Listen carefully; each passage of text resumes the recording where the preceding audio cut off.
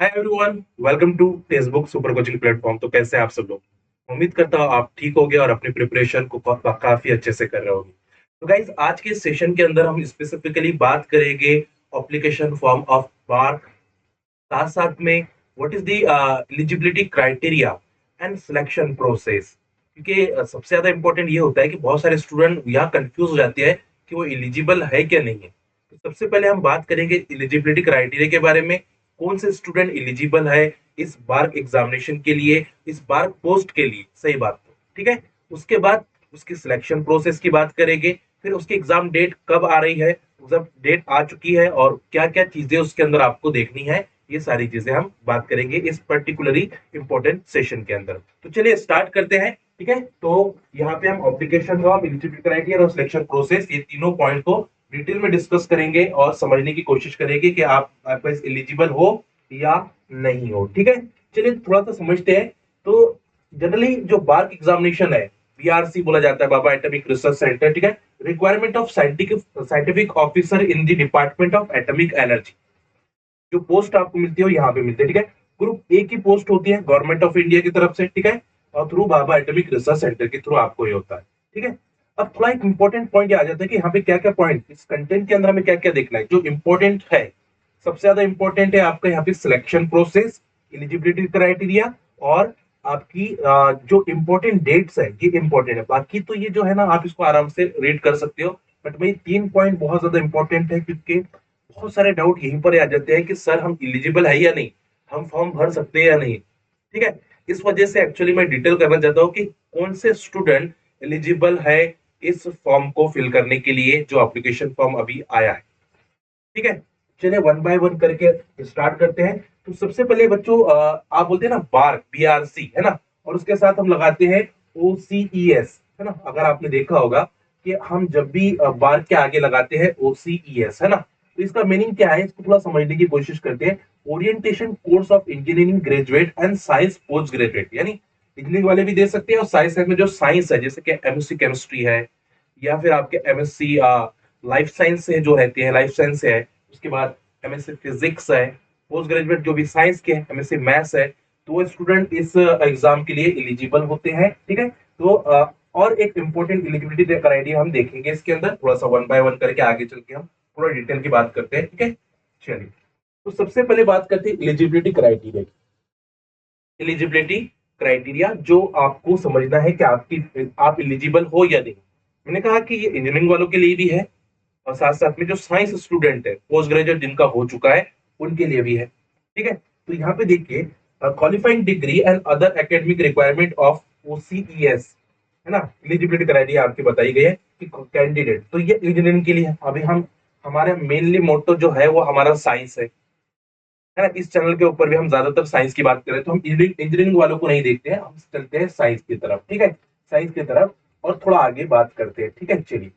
तो अगर आप साइंस स्टूडेंट जैसे कि एमएससी फिजिक्स से है, फिजिक्स आपका है, ठीक है, इसका कोड दिया गया है 41 है ना, पीएच 41। तो एमएससी इंटीग्रेटेड और एमएससी फिजिक्स आपका होना चाहिए अगर आप फिजिक्स से है। ठीक है, साथ साथ में अगर आप केमिस्ट्री से है तो केमिस्ट्री स्टूडेंट के लिए आ जाएंगे। तो for chemistry discipline, for chemistry discipline, और इसका जो कोड है वो 42 है ना, CY 42 है। तो MSc and integrated MSc in the chemistry, physical chemistry, organic chemistry, inorganic chemistry, analytical chemistry with physics up to BSc. जो फिजिक्स होना चाहिए वो बच्चों अप टू बीएससी होना चाहिए, और up to subsidiary, up to subsidiary यानी सेकंड सेकंड ईयर तक तो मिनिमम होनी ही चाहिए आपकी। ठीक है, और ध्यान में रखिए, fire integrated MSc mathematics, mathematics जो होना चाहिए वो 12 स्टैंडर्ड में आपका क्या होना चाहिए, मैथमेटिक्स होना चाहिए। तो जिन स्टूडेंट का 12 के अंदर मैथमेटिक्स है और बीएससी के अंदर है ना, सब्सिडरी तक या फिर बीएससी सेकेंड ईयर तक उनका फिजिक्स है, तो वो गाइस एलिजिबल है इस पर्टिकुलर एग्जामिनेशन के लिए। ठीक है, इस एग्जामिनेशन के लिए, बार के लिए, बार ओसीएस के लिए। ठीक है, तो ये बहुत इंपॉर्टेंट है कि आपका एक तो बीएससी हो, कहाँ पे, बीएससी फिजिक्स, बीएससी फिजिक्स हो। ठीक है, और 12th के अंदर आपके क्या होना चाहिए, मैथमेटिक्स होना चाहिए। एट बीएससी एंड सब्सिडरी और एसिलरी, अगर आपका, चलो मान के चले कि मैथमेटिक्स अब एडिशनल भी आप ले सकते हो, अगर आपका फिजिक्स की जगह पे मैथमेटिक्स भी हो सकता है बीएससी के अंदर, ठीक है। तो मैथमेटिक्स, बट इन उसके अंदर आपका जो परसेंटेज होना चाहिए वो 60% होना चाहिए। 60% होनी चाहिए। एमएससी का जो एग्रीगेट परसेंटेज होता है ना, एग्रीगेट परसेंटेज वो कितना होना चाहिए? 60% और मिनिमम 6.0 सीजीपीए, सीजीपीए आपका होना चाहिए। ये एलिजिबिलिटी क्राइटेरिया है, बेसिक एलिजिबिलिटी। कि आपकी कंडीशन है कि आप तो एमएससी केमिस्ट्री है मान के चलो, ठीक है, बट आपका 12th के अंदर मैथ्स होना चाहिए, ठीक है। बीएससी के सेकेंड ईयर तक भी अगर आपका फिजिक्स है तो you guys eligible for this examination. होता है ना, फिजिक्स भी होता है। तो 3 सब्जेक्ट होते हैं ना, 3 सब्जेक्ट आप लेते हो जब बीएससी के अंदर, तो उसके अंदर फिजिक्स होना कंपलसरी इन्होंने बताया है, ठीक है। आप एडिशनली भी दे सकते हो, बट उतना टाइम नहीं होता है ना मेरे पास अलग से एग्जाम देकर फिर हम इसको भरें, ठीक है। बट ध्यान में रखिएगा, एमएससी के अंदर आपका जो एग्रीगेट परसेंटेज होना चाहिए वो 60% होना चाहिए। होपफुली यू अंडरस्टैंड, ठीक है। All candidate and other than applying with 5 years integrate MSc degree must be additionally minimum 60%, ठीक है। 60% मार्क्स आपके होना चाहिए 10, और सीजीपी आपका कितना होना चाहिए? आपका 6.0 सीजीपी बीएससी के अंदर भी, चाहे बीएससी की बात हुई चाहे एमएससी की बात हुई, एमएससी के अंदर भी 60% और बीएससी के अंदर भी 60% आपका क्या होना चाहिए? एग्रीगेट परसेंट होना चाहिए, है ना। अगर बीएससी में कम है, एमएससी में ज्यादा है तो फिर गड़बड़ हो सकती है ना। तो हम दोनों के अंदर 60% अबव आपको चाहिए होगा इस एग्जामिनेशन के लिए, ठीक है। अगर आपका गेट में गुड स्कोर है तो आप इस एग्जामिनेशन के बेस पर, गेट के एग्जामिनेशन की बेस पर भी डायरेक्ट इंटरव्यू में पार्टिसिपेट कर सकते हैं। ये भी एक अच्छी एलिजिबिलिटी है कि आपकी गेट के अंदर बहुत अच्छी गुड रैंक है बच्चों, गुड रैंक है ना। application obtained from the consider the basic of gate score।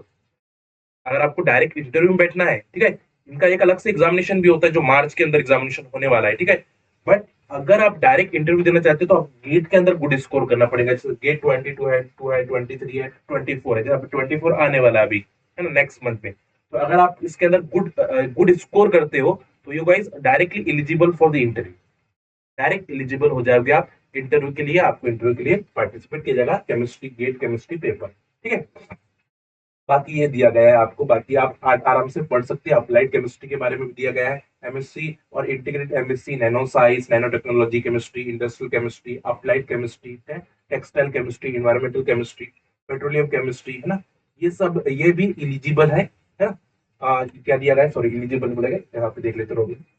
Applied natural science chemistry specialization, applied MSc pharmaceutical और in MSc pharmaceutical ETC are not eligible. अच्छा, ये इलिजिबल नहीं है बच्चों, है ना। MSc integrated nano science, nano technology, industrial chemistry, applied chemistry, textile chemistry, environmental chemistry, petroleum chemistry, ठीक है, यहाँ पे मेंशन किया गया है ये पूरी ब्रांचेस जो दी गई है, ठीक है। यहाँ पे दिया in pharmaceutical analysis ATC are not eligible, directly लिख दिया गया है नॉट इलिजिबल, ठीक है। हाँ देखो, पढ़ना बहुत इंपॉर्टेंट हो जाता है, छोटे छोटे पॉइंट्स है, क्योंकि आप एलिजिबल हो या नहीं, आप फालतू में फॉर्म भर दोगे अगर एलिजिबल नहीं हो, और फालतू फॉर्म नहीं भरना है, ठीक है। अगर एलिजिबल है तो ही अच्छे से आप उसको फॉर्म फिल करिए आपका, ठीक है। तो ये पीडीएफ भी मैं इस वीडियो के डिस्क्रिप्शन में आपको प्रोवाइड करा दूंगा, ठीक है। आप डायरेक्ट जाके भी देख सकते हो।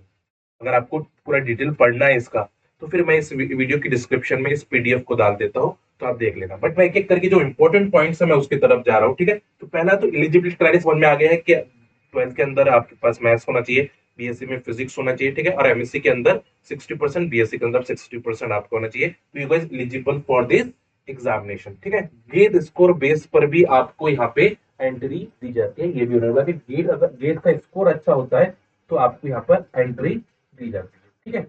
सिलेक्शन प्रोसेस क्या है? सिलेक्शन प्रोसेस, थोड़ा सा हम सिलेक्शन प्रोसेस की बात करते हैं कि आपकी सिलेक्शन प्रोसेस क्या है। ये इंपॉर्टेंट है, ये बहुत ज्यादा इंपॉर्टेंट है, ठीक है। Selection to OCES 2024 program in the two step process, two step process. एक तो स्क्रीनिंग टेस्ट होगा आपका, ठीक है, कैंडिडेट, और या फिर आप डायरेक्टली क्या गेट के थ्रू एंटर कर सकते हो, 2 स्टेप पे आप जा सकते हो, ठीक है। तो यहाँ पे दिया है कि 2 step screening to the short list candidate followed the selection interview, ठीक है। एक तो शॉर्ट लिस्ट हो गया, आप उसमें आपको स्क्रीन टेस्ट देना पड़ेगा, शॉर्ट लिस्ट हो गई, ठीक है। फिर आपको इंटरव्यू देना पड़ेगा, ठीक है। कि सेकंड है कि आपका सेपरेटली दूसरा जो स्टेज है वो गेट स्कोर की बेस पर है। अगर आपका गेट स्कोर अच्छा है तो डायरेक्टली इंटरव्यू के लिए आप एंटर कर सकते हो। पहला गेट स्कोर अच्छा आ जाना चाहिए, सेकंड है कि सिलेक्शन इन इंटरव्यू, ठीक है। गेट स्कोर की बेस पर आप इंटरव्यू के अंदर सिलेक्शन कर पाओगे, ठीक है, और उसकी बेस पर आप इस पोस्ट को पा सकते हैं, इस पोस्ट को। ये दो स्टेप इसमें बताई गई है, ठीक है। तो पहला दिया गया है on the basis of online examination. एक तो आप ऑनलाइन एग्जामिनेशन जो 2024 मार्च के अंदर होने वाला है, ठीक है, मार्च के अंदर होने वाला है। 41, 42, 43, 45 ये कोड दिया गया है साइंस के लिए, ठीक है। 42 आपका केमिस्ट्री वाला है, कोड आपका क्या है 42, ठीक है। तो एक प्रोसेस दी गई है, और सेकंड दिया गया है कि on the basis of GATE score, GATE score की बेस पर भी आप, गेट स्कोर की बेस पर भी आप डायरेक्टली इंटरव्यू कर सकते हैं। तो जो मैंने आपको बताया सिंपल, उसमें पूरा वही दिया गया है, ठीक है। मैं आपको शॉर्ट में बता रहा हूँ कि जितना जल्दी आप समझ पाओ उतना अच्छा है, ठीक है। तो candidate screen in the form selection of interview on the basis of GATE 20, 22, 23 और 24 है ना। 22 में अगर अच्छा स्कोर आया आपका, 23 में अच्छा स्कोर आया, 24 में अच्छा स्कोर आएगा, तो उसके उसकी बेस पर भी आप एलिजिबल हो जाते हो इस सिलेक्शन प्रोसेस में इंटरव्यू के लिए।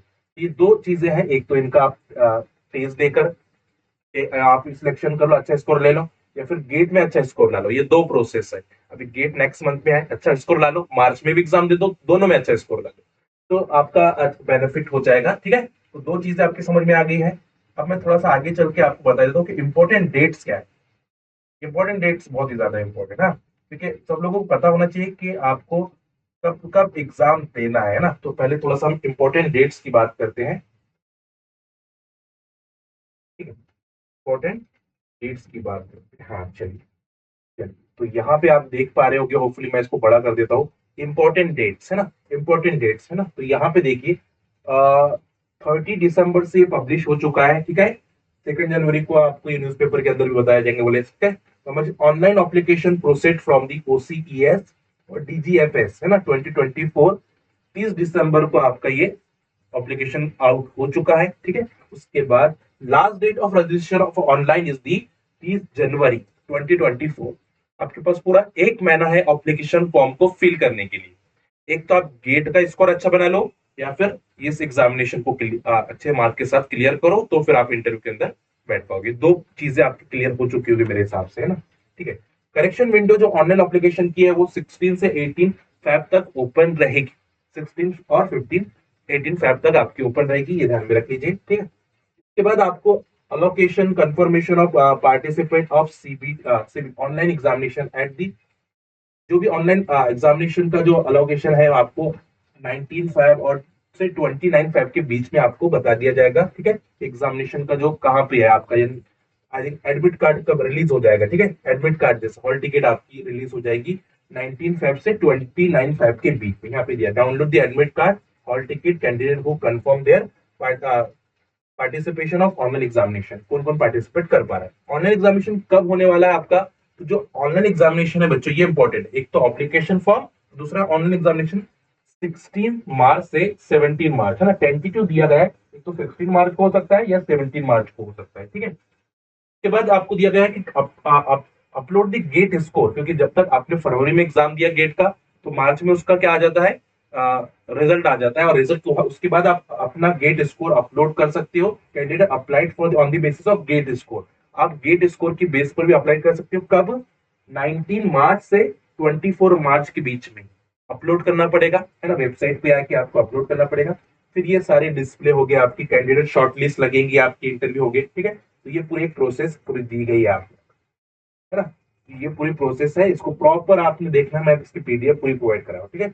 All date are tentative and applied must be regular in visit in online, ठीक है। तो आपको जाके देख लेना है, यहाँ पे इनकी दी गई है www.barcocexam.in, है ना। तो यहाँ पे जाके आप जरूर विजिट करें, जिससे आपको जो आगे मिलने वाली इंफॉर्मेशन है वो प्रॉपर मिलती रहे बच्चों, है ना। ऐसा नहीं कि आप गलत उसमें चले जाए, ठीक है।